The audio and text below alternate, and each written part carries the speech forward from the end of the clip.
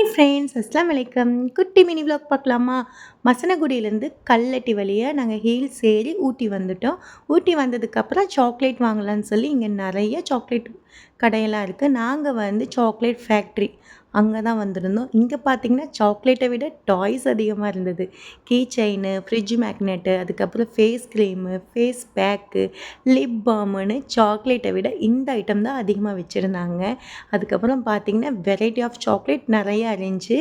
இது வந்து ரொம்ப ஃபேமஸான துபாய் குனாஃபா சாக்லேட்டு. இப்போ தான் ஃபர்ஸ்ட் டைம் இது எடுத்தேன்.